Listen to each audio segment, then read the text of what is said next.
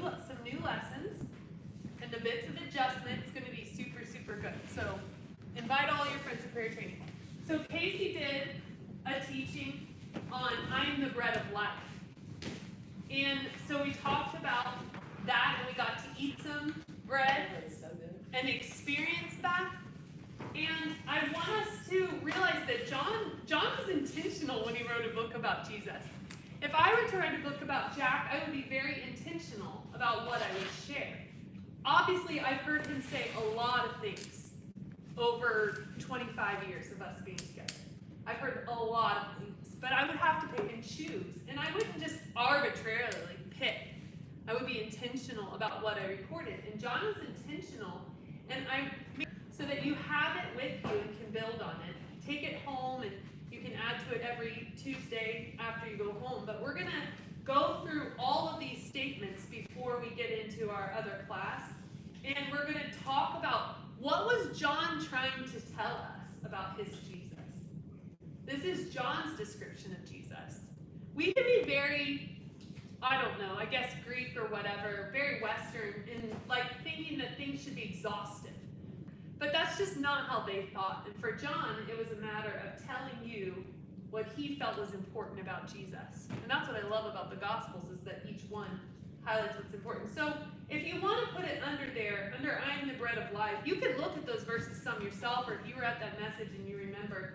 But I think one of the major things that Jesus is saying is that he satisfies us. And if I could add it, it's a daily thing. I don't know about you, but I know how to feast on Jesus, and I still have to do it over and over and over again. The bread that I ate yesterday doesn't sustain me today. Now, sometimes it can sustain me longer if it's really good big meal, right? Like, you ever had like a Chipotle burrito and you're like, I don't eat for a month.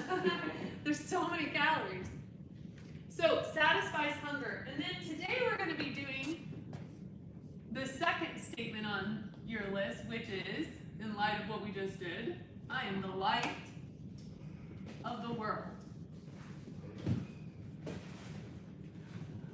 And I am by no means going to tell you what Jesus meant in entirety by this.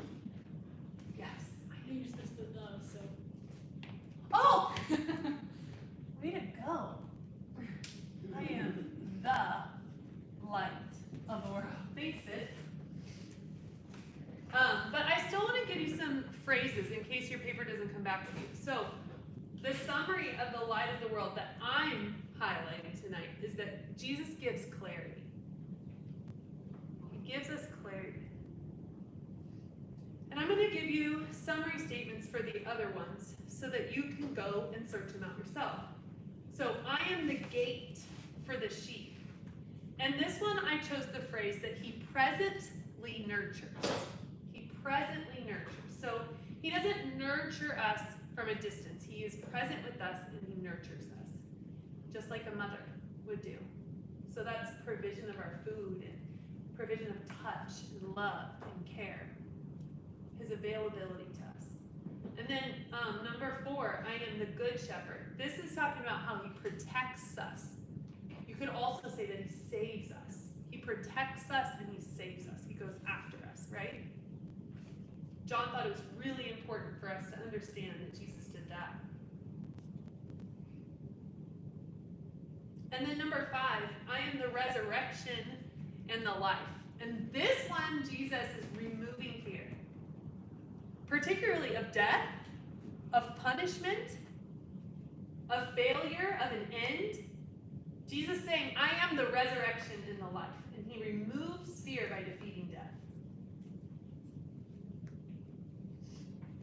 Number 6, this one's often quoted, I am the way, the truth, and the life.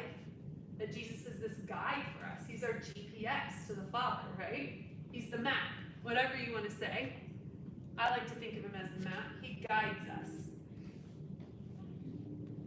And the last one is one we